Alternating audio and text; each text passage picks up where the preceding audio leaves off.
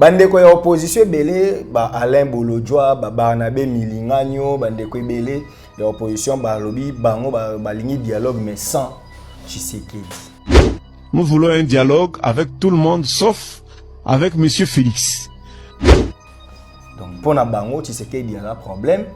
Na des listes sanga fait partie à liste on a des listes sanga route abi problème à quoi résoudre les problèmes ti. Donc Tshisekedi une phase à la libanda ya dialogue. Et Félix Tshisekedi ne mérite pas être président. Je suis clair. Si on a pas nos propositions, qui a l'ongwa. Pe ezali kambo ya lié batu babi Kinshasa c'est pas rassurant, au Congo c'est pas rassurant. Il faut plus que ça à libanda pour mutunyo soit à l'aise. Encore une fois n'aime ça qui on a émission no passé que Ezaka bon. Parce que dans Kinshasa bon, Kabila ya nena okitapi. Nanga ya nena okitapi. Bana ba il faut appeler ça banini.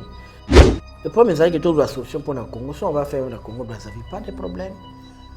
Ce qui peut bien awa a signé avant tout amnistie sur Bango, à Salma comme bébé on va en sécurité. Ils vont le faire. Problème na Bango on va boya ezali que place pour s'exprimer librement. Pe bazoni na banda ko na hôtel librement que place yo banque. Donc si on règle ça, problème Bango ba banga sécurité non, je crois qu'on peut le faire ici. Ce qui peut awate. OK d'ailleurs. Ouais, plutôt prévoyant que ceux qui vont exécuter le mandat n'ont pas de difficulté et suspendre le mandat. Ouais. On a prévu ça. Bon, c'est Chilumbo l'a dit dans Top Congo. On a prévu ça. Qui a dit que c'est aujourd'hui beaucoup de Covid, beaucoup de Nani et s'arrêter. Non. Barack Obama a côté aux États-Unis. Pourquoi pas hier ce week-end? On peut relever le pays. Abandonner la crise et puis ça demande des coca. Encore que les premières années, les 3 premières années, on a mandat que pendant on a fait ça, Makambo, Talo, Benaden, Azalaki, tout ça. Non. Quand il y a un mandat comme ça, il y a des difficultés. Tu es là pour ça, non? Tu es là présent pour Matango. Tu as tous les pouvoirs dans tes mains. Aujourd'hui, le président Félix Azana, matière force législative, aucun président Cameroun n'a dictature dans Steve. IDPS Enani, majorité, il y a 476 députés nationaux sur 24, sur 500. Dans le Sénat, sur 108, tu as 107. La majorité dans la province, tout partout. Il y a des gens qui ont empêché le président. Quand le mensonge prend l'ascenseur, la vérité prend l'escalier. On a promis, on va donner les jeeps aux députés. Il y aura des jeeps.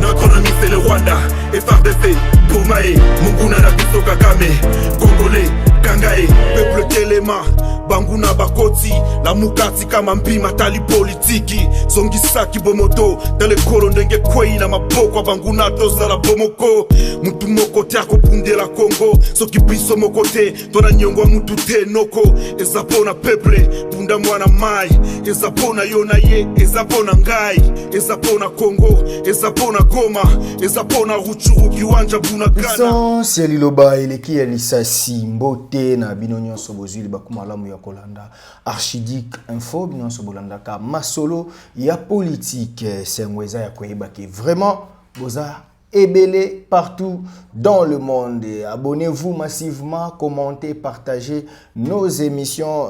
Donc c'est une manière de nous soutenir. Donc bino bat borosalango bozo soutenir biso, bino bat borosalango bozo tia biso poids natina ete message et kende musika. Je reçois pour vous Maître Joey Ngoto, cadre du mouvement de libération du Congo, parti cher à Jean-Pierre Bemba Gombo, le VPM, le vice-premier ministre, ministre des Transports et voies des communications. Et donc on a Maître Ngoto Torosolo vraiment membre politique Namobimba Nayango. Nous rappelons qu'il est le vice-président interfédéral du MLC, il est le président du Parlement de la jeunesse du MLC et le porte-parole du MLC Kinshasa. Souvent, nous cessons de le dire pour essayer de donner une précision qu'il est reçu sur ce plateau comme expert maison, expert Nabiso quand il s'agit des actualités socio-politico-judiciaires. Donc avec lui, comme ça, vous comprendre qu'il s'agit vraiment de patriotisme. Des fois, c'est ses positions, ils ont vraiment trop union sacrée, mais cela ne fait pas de lui frondeur. Nengi bengi mabillé aza union sacrée, yaza naye motomboki, tout ça non. En tout cas, il faut essayer de nous comprendre et même dans le parti politique, dans l'état-major, ils auront toujours une vie contraire dans le parti, mais si vous avez un solo et non car il y a union sacrée. Maître Ngoto Mbote na Mbote mingi ndeko Steve, Mbote na balandi banso ya Archidic Info. Nabi que l'autre tourné na date bino benga ngo date ba amoureux ya Saint-Valentin. Biso to bino. À tous les amoureux, ponga za catholique na mona ni na ba Saint-Valentin dans la raté. Ah, mais il s'est absolument à sa moti. Ah, voilà l'histoire na bino.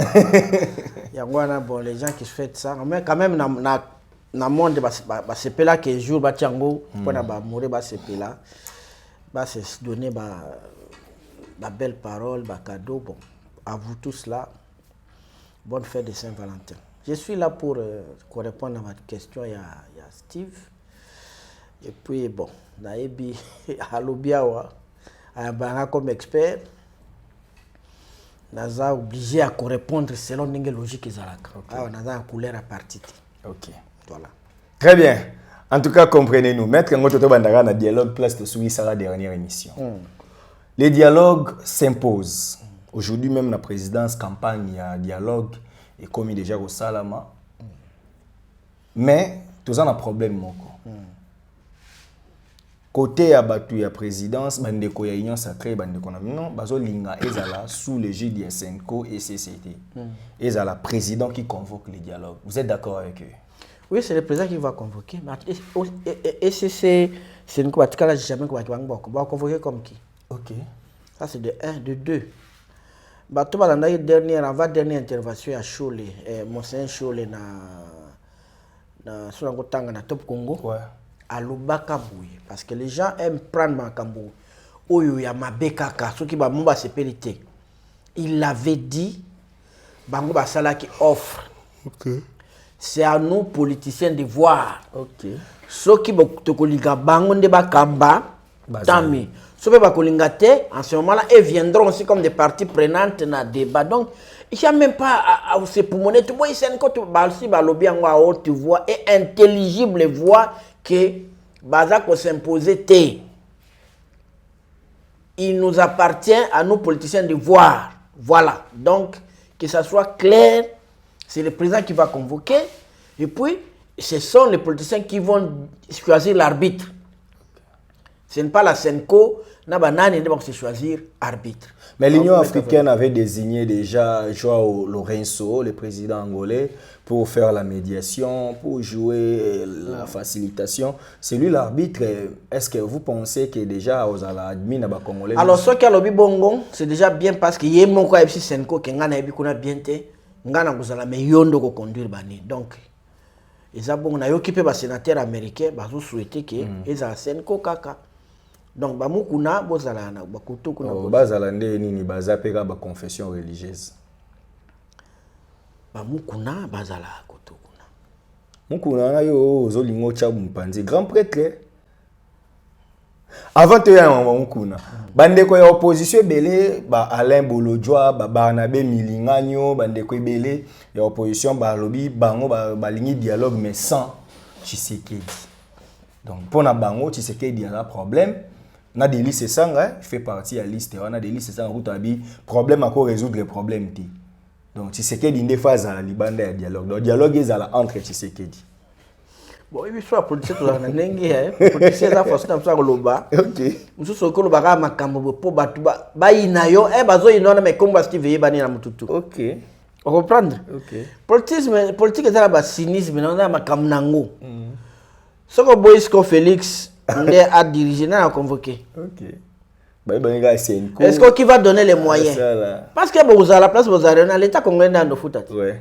Hôtel Bandozala, Bani, Nabino, tout poids en charge. Si on se voit Félix, qui va financer? Il y a la façon que l'on bakak.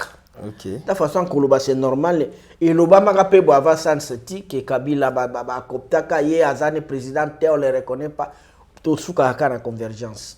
OK. Ndana ngoma kama ngana il sala ngalo côté. Baye bagaka to suka na convergence. To suka na convergence mutamtalo babongo.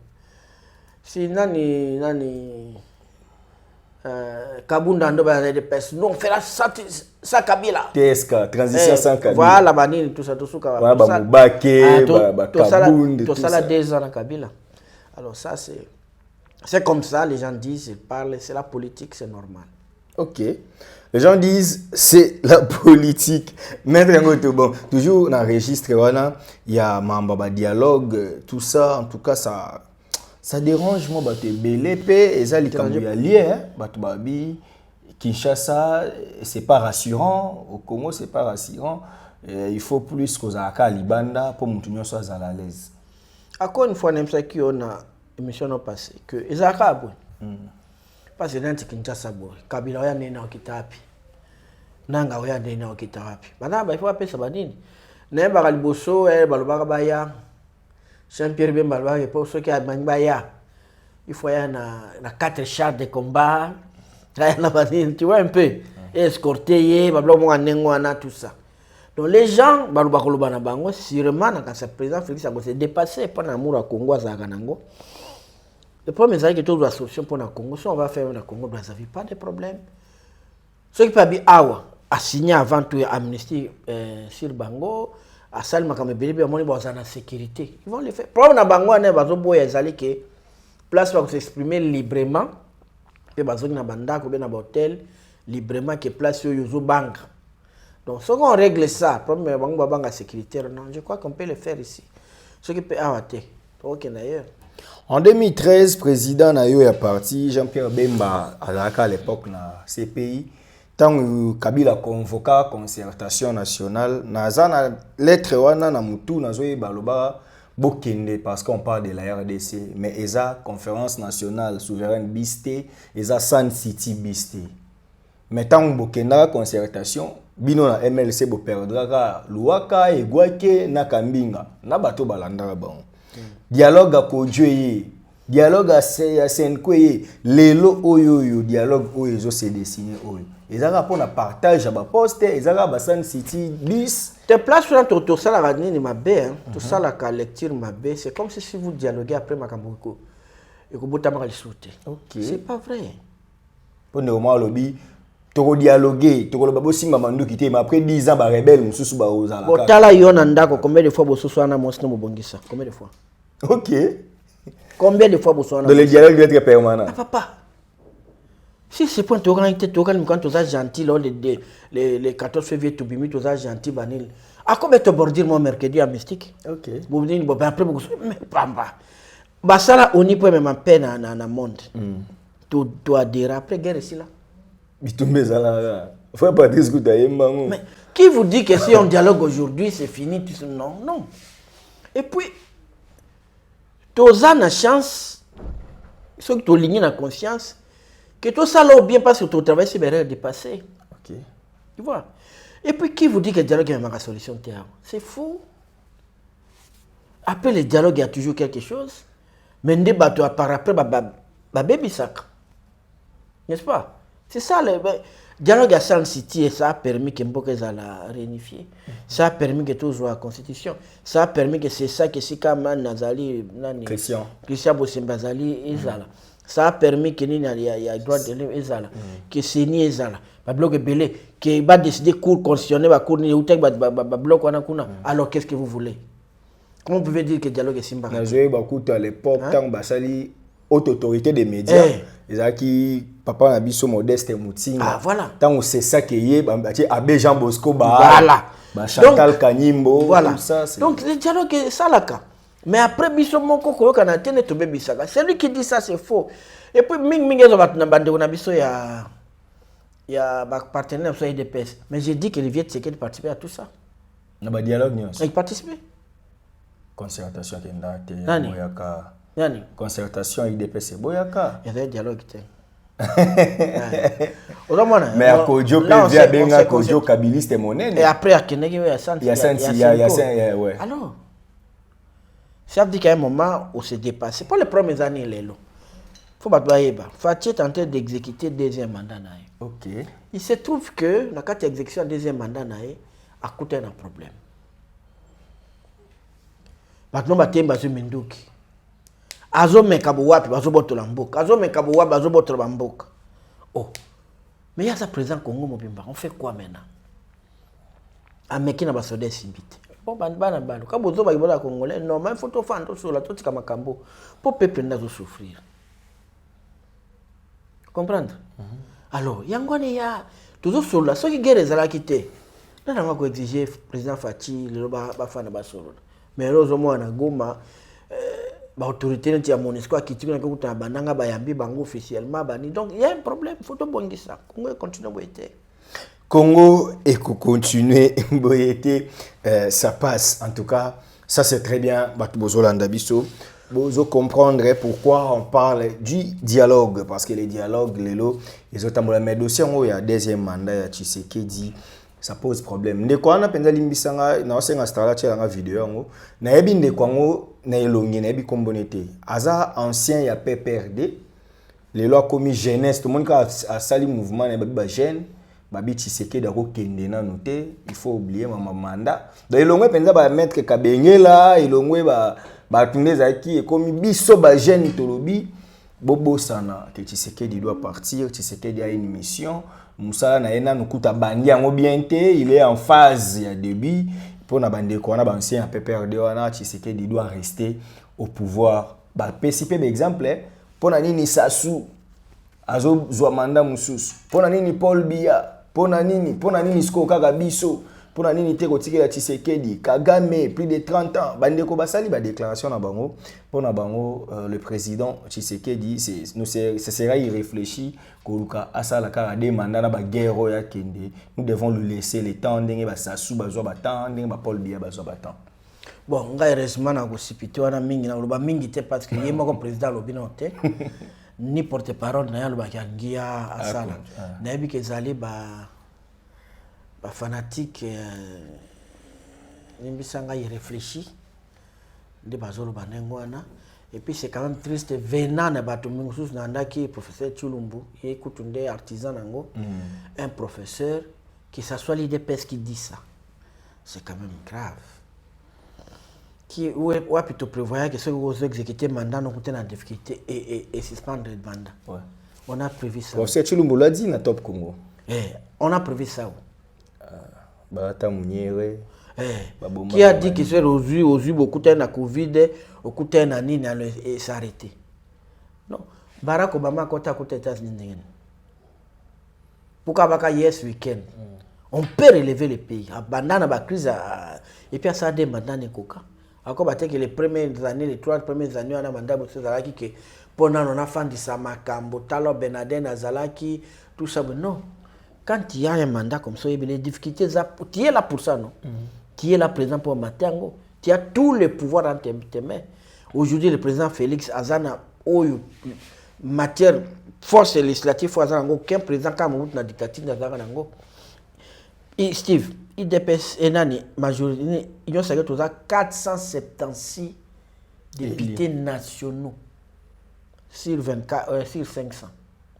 Dans le Sénat, sur 108, tu as 107. La majorité dans la province, c'est tout partout. Il y a des gens qui ont empêché le président. Dans Kinshasa, il n'y a pas d'opposition. Ok. Vous comprenez? Alors, dis-moi, qu'est-ce qu'il y a encore de nouveau Togoloba? Partout bazolo bawana na ebité.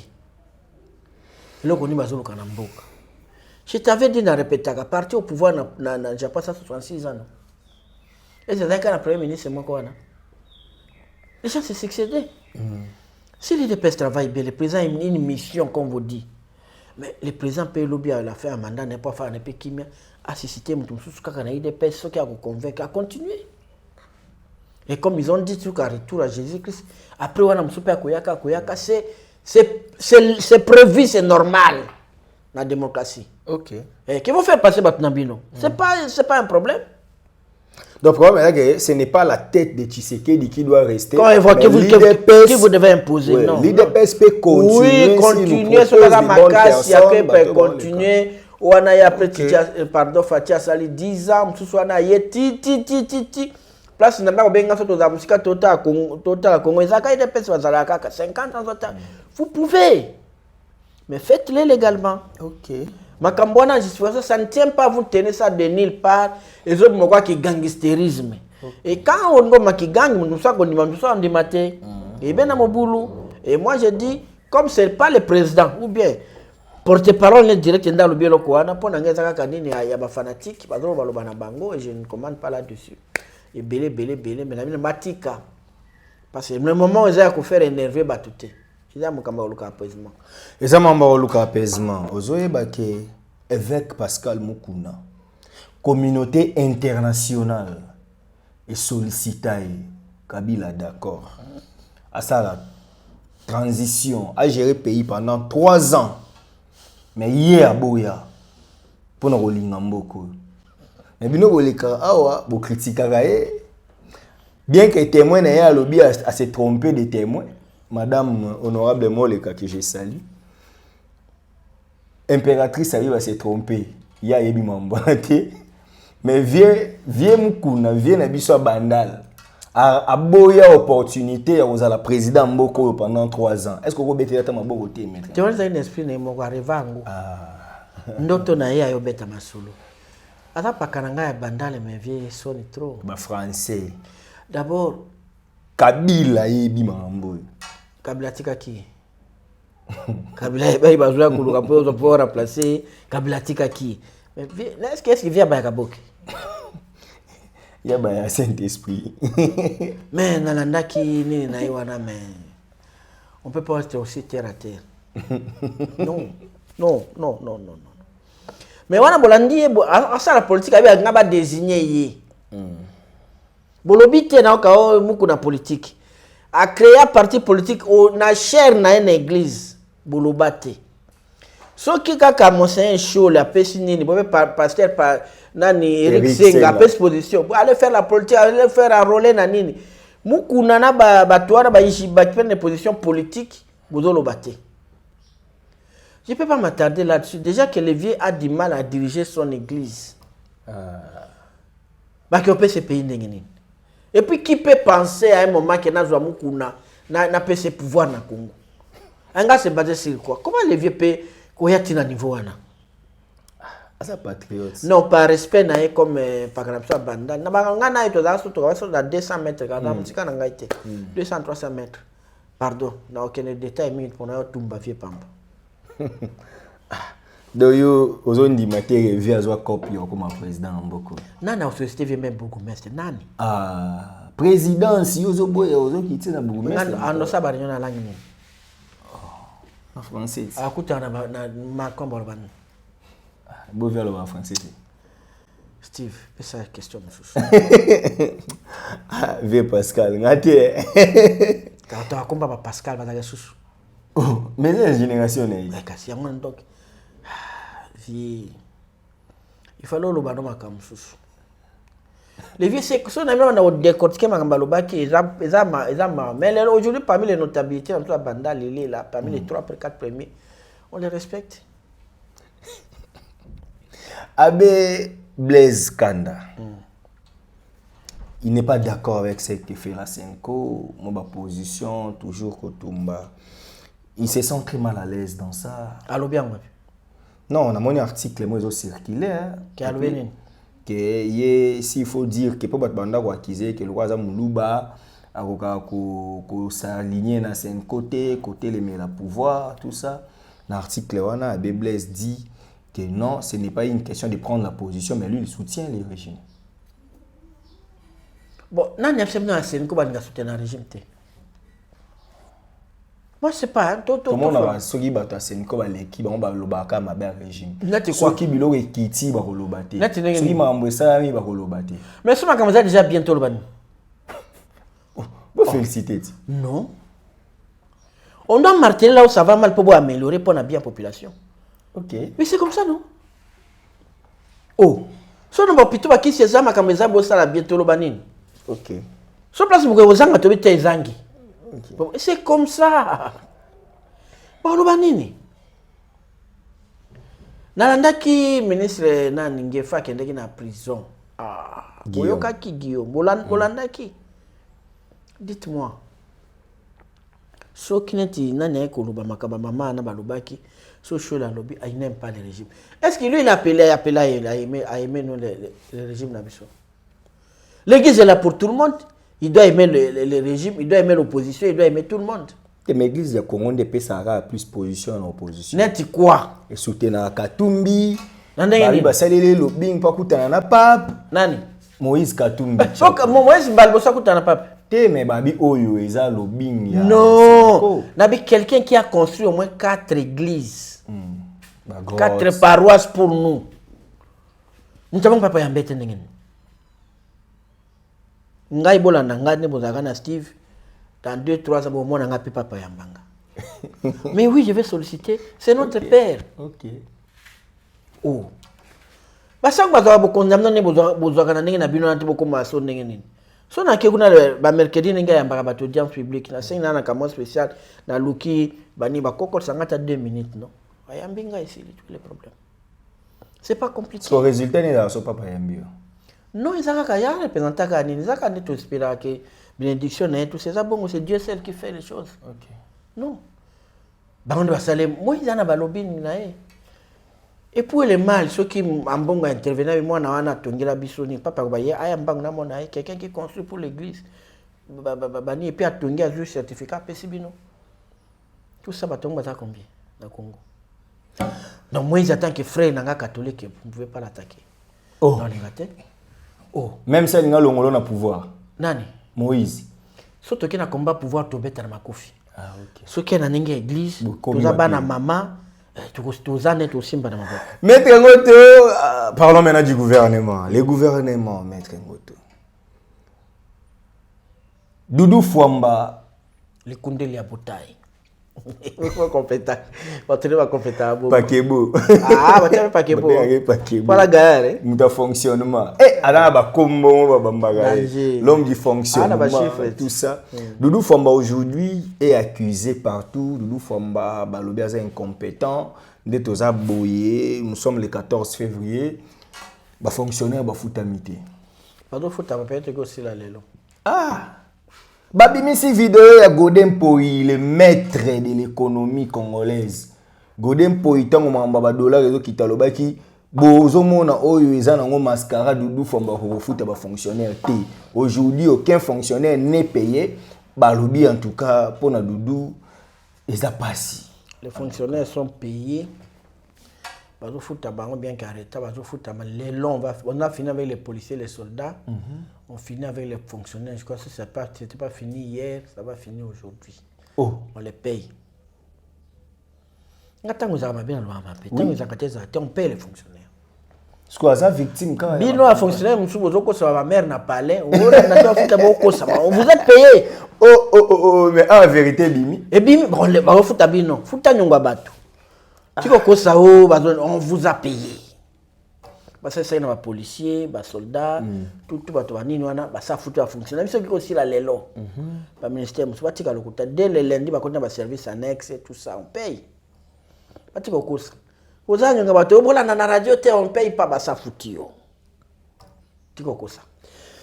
Toujours dans le gouvernement, aux hydrocarbures, les torchons brûlent entre les cabinets de la ministre d'État et les banques syndicales.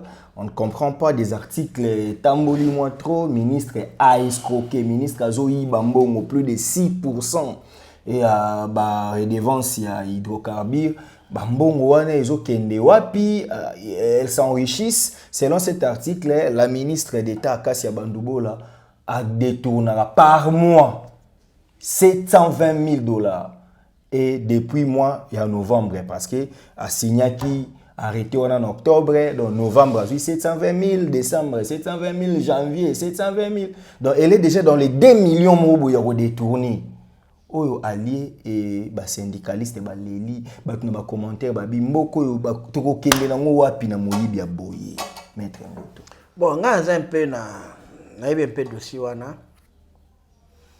Il a quand même pas si ba congolais ba sacré forte.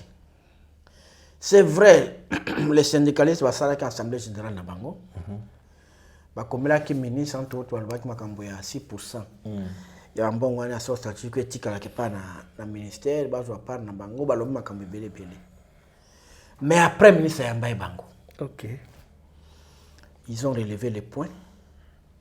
Basalaki déclaration commune. Basalaki procès verbal basalaki déclaration. Baki ne comment na déclaration wana baki kotanga les problèmes ne se posent plus. OK. Ils ont un problème. Batanga kaka PV procès verbal ya ba syndicaliste.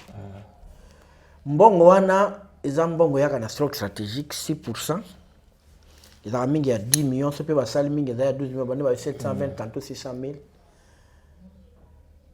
Bakene avant de critiquer boba bien détournaka, bakene ko bimisa arrêter créer cette commission wana.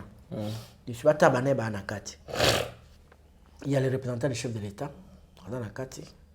Il y a primature, azana kati. Il y a économie, azana kati, il y a DGD, azana kati. Bango nyonso wana moto ba proche ya président primatique akasha lequel bango zimbonga ali apesi bango te. Ou bien akasha uzambonga no sakana ngo bato ya présidence batali pe kakabo. Bato primatique batali pe kakabo. Non, les Congolais qui vous apprenez à sur leur information, zaka na réflexe ne tianga, tchaka no doute. Kota na bozindo pour confirmer ou boaka. Et banika en novembre. Et puis, ma camisée belé, na tunaki, il y a un cabinet d'avocats. Il y a Mindelo bazo audité, Perenko pour parrain Perenko azo yiba l'état fort, ayiba lo baza bani. Cabinet wana c'est madame Akasha afuta kabango, ba honorer na bango. Na mbongo wana. OK. Na mbongo wana. Ba honorer kuna za ba 100 000, ba 200 afuta kabango. Pour assisa makambo wana. Il y a loi na biso sur les hydrocarbures ça les mama B. OK. Yango margué nani alasaka ba appel d'offre nani Molendo Budimbu mindele bangi ko ya ba investir ba tel mais beloko bwezate no na loi na bino to évoluer nini na minute madame Akasha a réunir bato aocha moye ba ozala loger quelque part ba ndozalo pour na ko travailler sur loi wana pour ebima pour permettre lobi bato ba ya zala trian ndenge ba code minier zali benga bato toujours avec cet argent-là. OK. Ou ya zana ba preuve ka iba ki tambongo na zia so minda ko boye tala mbongo na zia sakai na ngobo ba koloboler dans des précipitations à l'air. À l'air. Pour Monica mbongo na 600 000, so peut 720 000 mona ngoso ngeni. Mais ça là l'état ça so c'était déjà 180 pour au fouti avocat aux yeux finalement. Non, il y a pas de torchon qui brille là-bas. Mais Nekonabiso moi ça comment la M23 Azaki proche à président. Comment elle s'appelle Starly comment elle a Dissochois. Denise Dissochois a confirmé et puis elle est allée plus loin pour nous dire que si la ministre Akassia Zakawana c'est parce que c'est l'une des copines du président. C'est à Yangwana Basala qui est l'autre côté. C'est à elle de prouver ce qu'elle dit. Elle a dit qu'elle a des renseignements et elle connaît beaucoup de choses. N'importe quoi dans l'anda qui est en tout cas en l'air comme pas possible. En l'air. Quand il dit bon, ça va fonctionner. En l'air comme pas possible. Si bien que le quoi n'a pas de dossier hydrocarbures, bien quand je l'ai suivi, mais finalement, il n'a rien dit de vrai. Rien.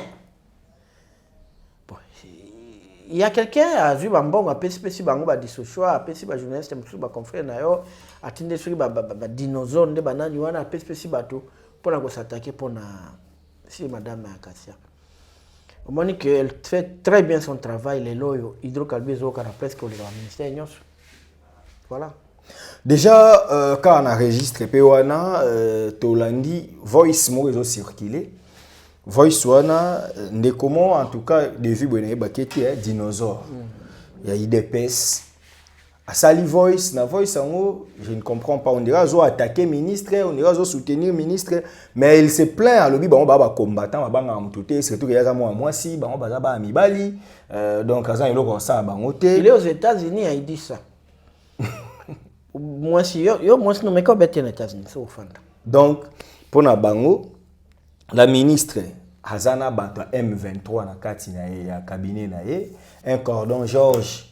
Un certain cordon Georges Yamba, Yabi Yamba Yamba, quelque chose comme ça. Cordon Ana, aza en communication permanente na bananga na banani makambu nyonso ba stratégie za kawa yenda azobimisa kango ezobimela na hydrocarbure apesi la mineta 2 jours les 13 na les 14 soki ministre alongoli cordon Georges te lundi bakoyela ye. Oui, lokola yenda no makamba ministre. Ici là. Je ne vois pas ces ministres là qui agissent sur un ministre parce qu'il y a un dinosaure à lobby dans le collaborateur. Bon, on va combattre. Ah, combattant. Nani Steve, merci de vous passer une opportunité. Quand nous disons combattre, ils rapportent combattre. Illégalité, dictature, les combattants et des les combats politiques pour la Nangaï, ils sont autour des idées, autour d'un programme. Comprendre? Qui n'aille des pèses, d'abord combattant. Il faut pouvoir état de droit ne balobaka. D'un côté énergie, voici ce que je vais faire. D'un côté abonnement ça. Les combattants le communes, administration tokena to tumba. On a cette événement ça mobile ba tumba station. On a zaki na kati, il y a combat wana. Mais qui se peut être bunda pour un chômage? Ah, bêta cocktail molotov. Ils ont quitté pour le changer. Je vous ai dit le moment où tout en c'est le moment où le combat est sous-souté, doit changer ma campagne. Avec 476 députés sur 500, qu'est-ce qu'on ne peut pas faire? Il a coupé ça, ultimatum na ministre Nandengini. Et puis c'est facile, les lois comme Kaza Rwandais. À collaborer avec na M23. Na il occupé au Douana. Oh, conseiller Georges Yamba, Azaka tout le temps, mais Balan qui venait d'être très proche du président. Alors, mais il a profité. Connaissant Madame Akassia, Akoyo quand même pas. Il y a les kate. Voilà, il y a les kate. Et voilà. Maître Ngoto, mais ils ont abattu belé pour Nabango. Si les lots, ceux qui me voulaient bêtis, Babi, l'opposant. Il y a Daniel Bumba et ça enjeu la bête amvula na Kinshasa. Le bimbule beti ekuti nga na matonge. Mais pona komanda ku na tambolinde na ibali. Matonge zo dinda avenue du stade mai ebele. Oshwe kobima kasavubu donc mai. Bon. Abuki paka Jumawa. Ba client bandoke kuna ba leli ba menacer Bumba netika ba bomai ba client Bumba, je suis derrière toi Makamba 100%.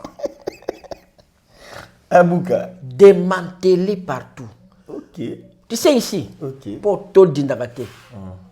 Steve, il faut des meubles belé là. Et là tout le monde a un collecteur, il y a 7 mètres large, 10 mètres na c'est donc sur le tracé où il y a un côté et tracé tie balé. Et que les cassos que les kawapi tout ça. Loi autozo le bateau d'indate. So ba tracé en lobby. Ceux qui n'ont pas les colos souffrent que kokita. Parce que là moi je vois pas où je peux moi condamner Bumba. Oui, il y a une accumulation, il y a une mauvaise décision, il y a une Asalanini.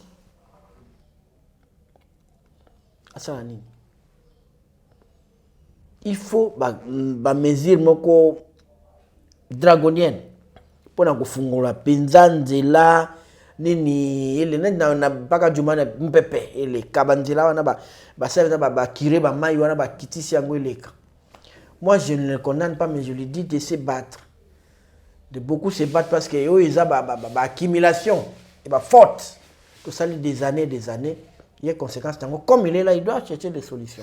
Il doit chercher des solutions, mais quant à dossier, il y a Fakadjouma, Bandeko Babi, en place enquêté, Ofanda, Maluku enquêté, ils ont aussi dans centre-ville, Batopé, ils ont pour Équateur, Baboyi, Bande rebelle Baboyi.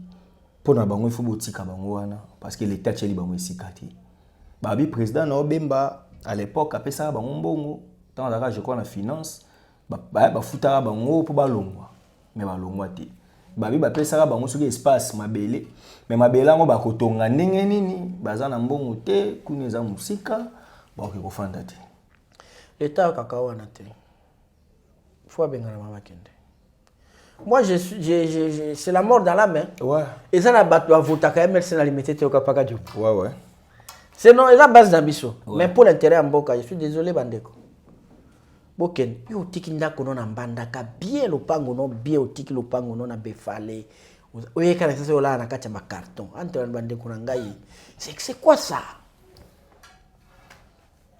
L'état bien on a maluku na sele baboy. Mais bakanga bangote. Ouais ça vous batongi ou na balabala ba basi balongola bango lobe andolonga bango lobe. Oya kuya bokangiye. L'État doit rester l'État. Oko tonga partout te yo utika mboka una l'État qui place yo ndo ka biso l'État qui a besoin d'ap. Hein? Biso de mibundela. L'État qui a besoin d'ako te mondo ka ska ofanda. C'est quoi l'État qui a besoin pourquoi? Non. L'État qui a besoin allez là-bas. Kuna na kingolo kuna zaka pe bangala bazaka bele kuna. Bokene kuna fanda mai pesa pembeni wana. Keno fanda kuna. Oui. Non, nani aloka Mulumba le ministre allez. Coup de chapeau, Léon, vas-y. Vous avez l'ombe. Mais le dossier on a éboti sous problème moi aussi na payo et débiso na droit. Le ministre provincial de l'environnement Léon Mulumba moi altercation moi salama qui entre na officier mo ya FRDC officier wana yekoloba na ye ndenge babukinda kuna ye batu misu bazana ba certificat enregistrement livré batu misu baza ba dossier na bango bazwa penza ba mikande pa ba conservateur à limité il fallait que tala pe ba cas bato bazana ba titre bazo mériter baza démolité tondengo lobia wa so ça peut sortir sika na ba démolité poni ah ba peut sortir le color ra ibatika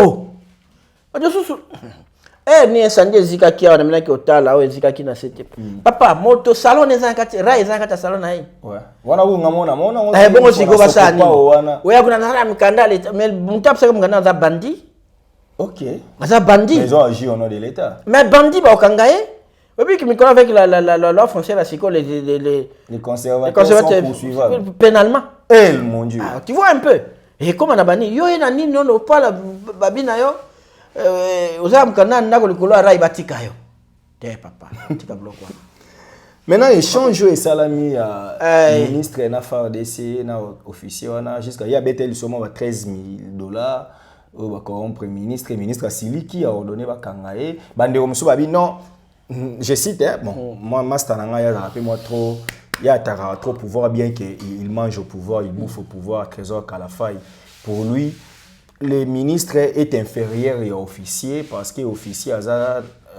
nommé dans ordonnance.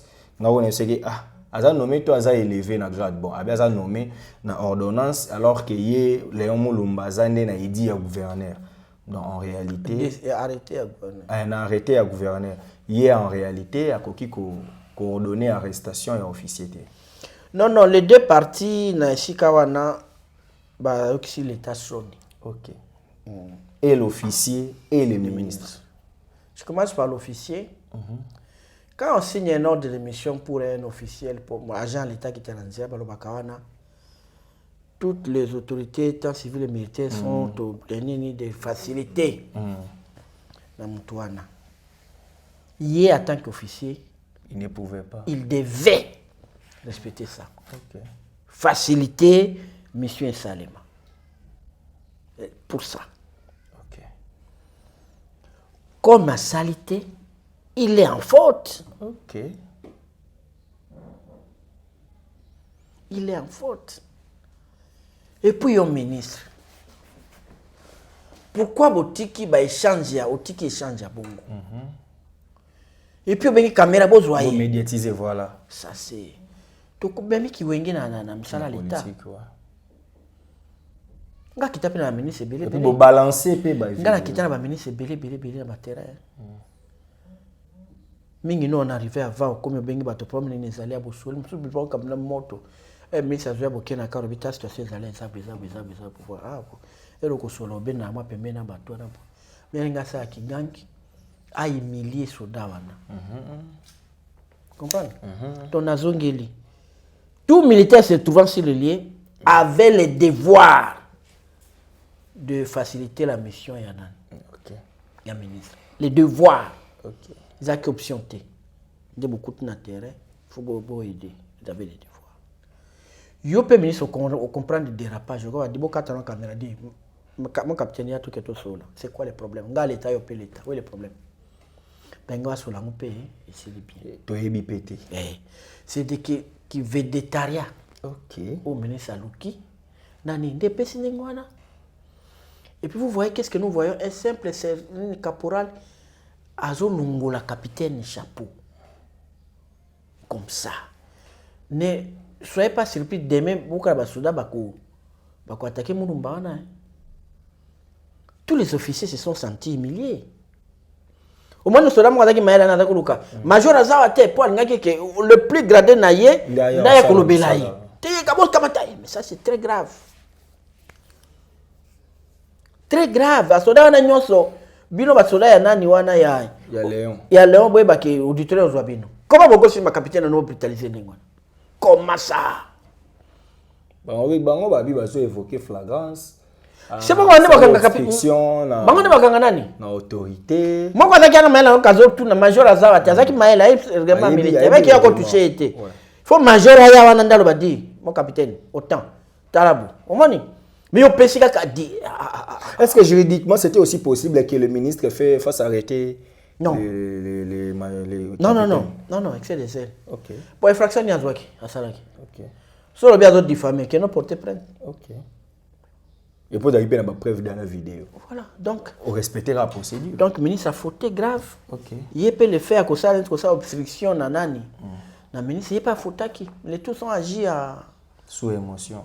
Sous émotion, puis désacraliser l'État, tout. Il faut avoir des sanctions. Ok. Donc les ministres, il faut avoir des sanctions. Oui. Et l'officier aussi, oui. Le capitaine doit être sanctionné. Alors ceux qui ont brutalisé les soldats est doublement. Ok. Pourquoi ça, capitaine Bongote? Bon, on caché ça il y a 15 jours, on va ça 30 jours. Voilà. Très bien, voilà. Maître Ngoto, on arrive à la fin de cette émission. Quand même, il y a une question pour la bande de Kouibélé. Babi, en tout cas, la situation économique du pays ne s'améliore pas. Pour éviter, chance, nous sommes, peut beaucoup payer ça, mais marché, les autres alara compliqué, les choses, les autres marché, beaucoup ça la netini pour trouver la solution. C'est Tshisekedi qui doit partir ou c'est Tshisekedi qui doit trouver la solution? Est-ce que à quand tu côté quand on va débattre sur les personnes,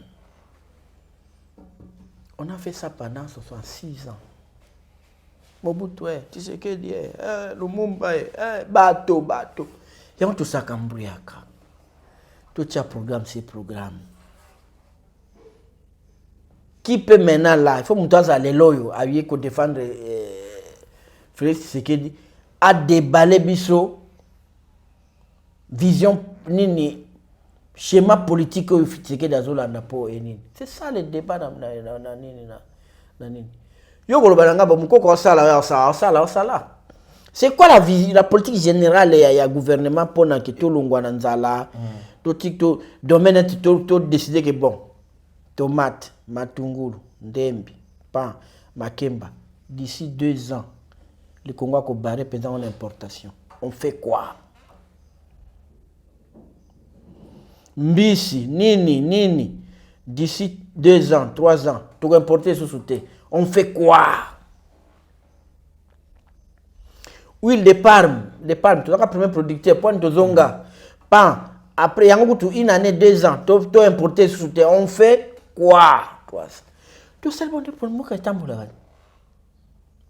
Ce que vous avez tout ça,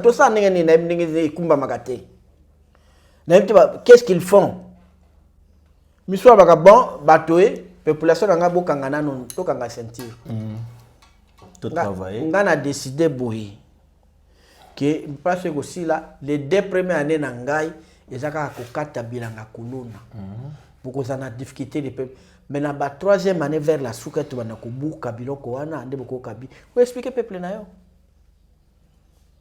Peuple a kondima les autres oli situation basaki alors sur 25 kg na combien?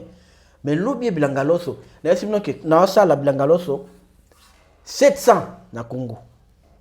moko za na capacité ba agronome bazali moko za na capacité monsieur langai 1000 tonnes moko za capé 2000 tonnes tout ça avec ça ko pesa na bonki banzela boko somba lobi ça ki alors soit ya 5 il y a 25 kilos na $5 na $10.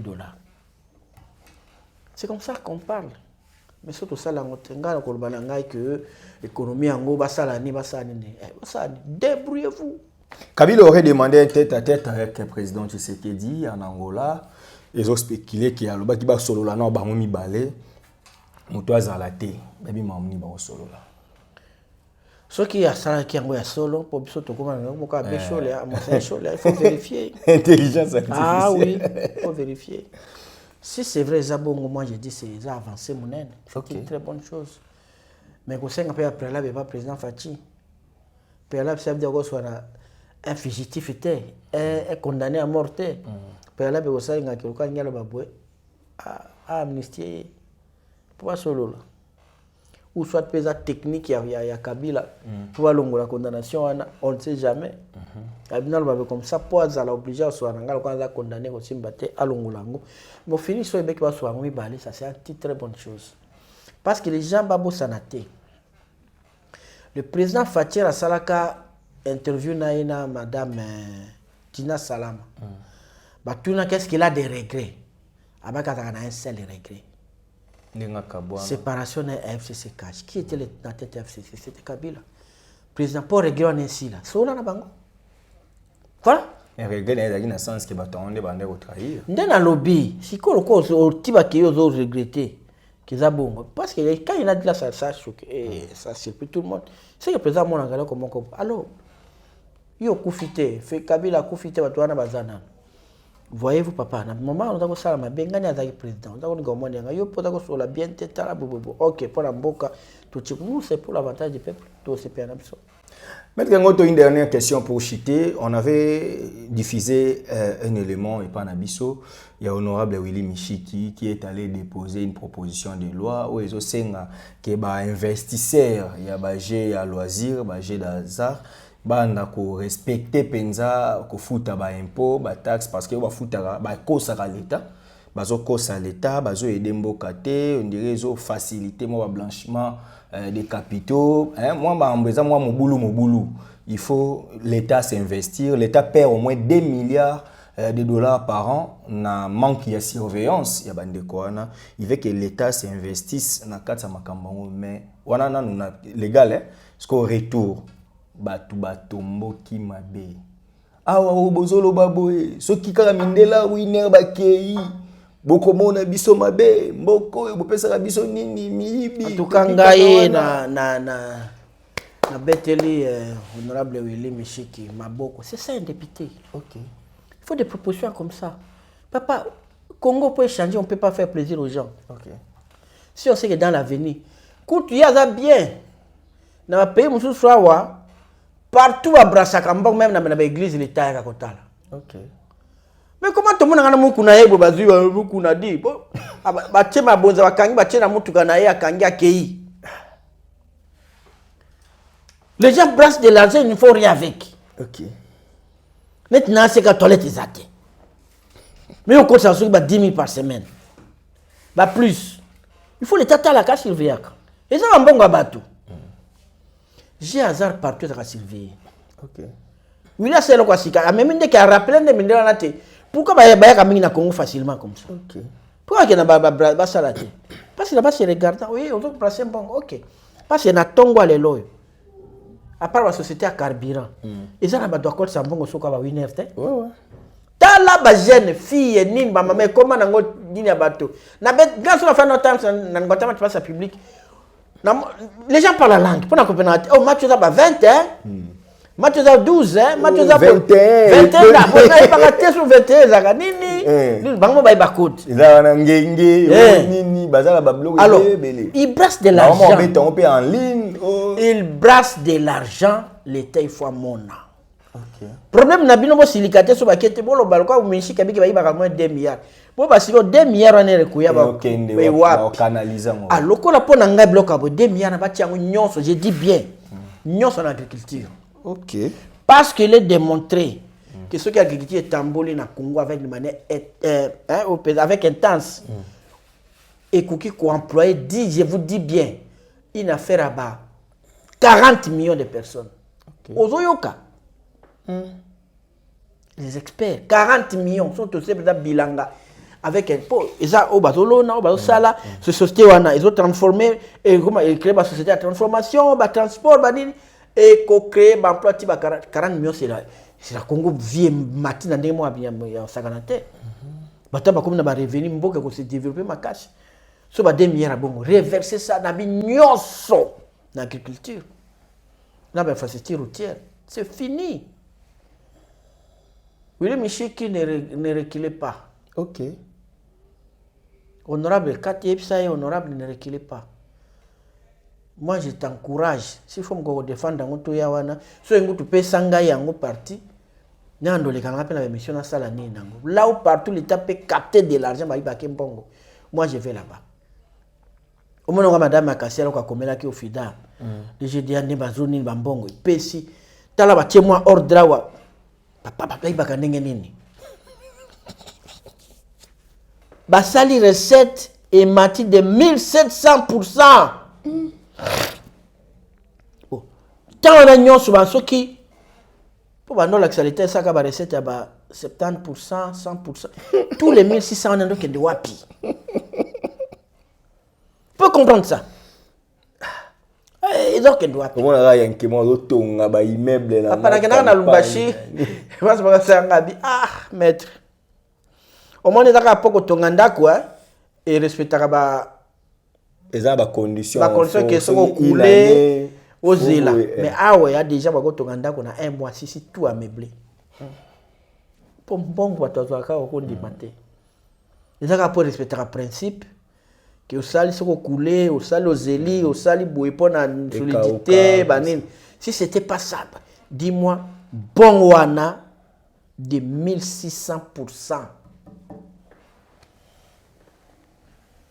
Batbolia. Et bando kendwa comment les lobos saliam. Donc mbongo wana nyonso wana ya ba winner na bino bazoyi babino po robeta nga beta ki 23 nini tena na lepa alia kombi parce que le principe ba ba te nga munene na so sango mo ba la biso to organiser tombola na école la 50e école na ka ta comité d'organisation bi so bo ba tombola te po to chaka tina car alobi na tombola e basala ka national ba billet ba mbongo bato asombaka kaka 20% de batia yango na ba prix. OK. 80% ya bénéfice. Bato e bagate. Neti est-ce que azobeta ba tombola ne bato bozo somba biloko tout ça. Azui kaka ako sala intérêt même il y a $300,000. Azui 50,000 atie bien. Atie asombi ba moto di 30 monteurs bato ba ko gagner asombi ko voiture mongo ya nini asombi ba sac ba nibo ngana gagnaki mais oui comme ba leli. Ça c'est une vérité. C'est ça la vérité. Yo quand tu gagné combien ba leli po yo zo moto wana? Combien va dépenser? Vous pensez que Mundela na winner azo perdre? 1 million de kilos qui joue par exemple, il y a 10 francs, il y a 100 francs. Il y a 500. 500, vous avez compté combien? Vous êtes sûr que Mbongo Kabola Rabino Wana? On a lié ça c'est 125 000. On a lié 800 000. Combien tu calcules 500 dengue c'est-à-dire lobby. 1 million babeti calculé. Il y a 50 millions qui a comme ça. Mbongo a payé ça bolé, supposons les 800 000, okuna les 500 000, okuna les 2 millions. Mais si 50 millions, m'dem ça me fait 2 millions, 4 millions. Perdons ma 8 millions à Kaboli Bino. Attends 10 millions. Il y a 40 millions par jour. L'État zoité, à mon athée. On a un Michik, je suis derrière vous. Merci. Maître Ngoto, nous sommes arrivés à la fin. C'est la fin de cette émission. Beaucoup de choses à dire, mais le temps nous presse. C'est-à-dire, Maître Ngoto, Balandi Bicho, message des Anini, nous avons tout Balandi émission. Peut-être que nous Congo, tout ça, c'est qu'on a tendance à dialogue.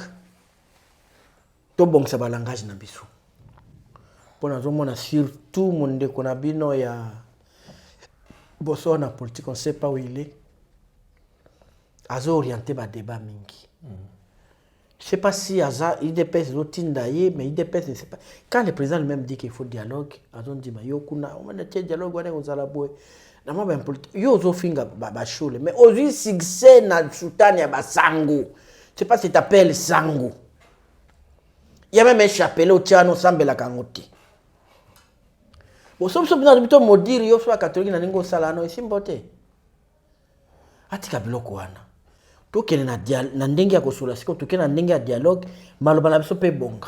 OK. Zato ozi ba pasteur Julie ba yekuna kofinga ka baninga bani non. Nous voulons la paix. Hier MLC se tirana kanaba Kabila tout ça ils ont fini par être ensemble banini tout ça. Non, tout dépasser tout à venir en Boka. Voilà ce que je peux dire. Bon, chaque personne a un bagage national à méditer. C'est notre vision commune. Très bien. C'est par ici que nous bouclons complètement cette émission. Là, je dis un grand merci à l'ingénieur Starly Lima pour la réalisation de cette émission. Quant à moi, je vous dis au revoir, bon week-end à partir de chez vous, là où vous nous suivez en tout cas. À la fin de cette émission, nous avons toujours dit, peuple congolais mi bundela, pour ceux qui mi bundelité, nous t'avons bundela yo azate. Puissance, Liloba, et les qui Merci.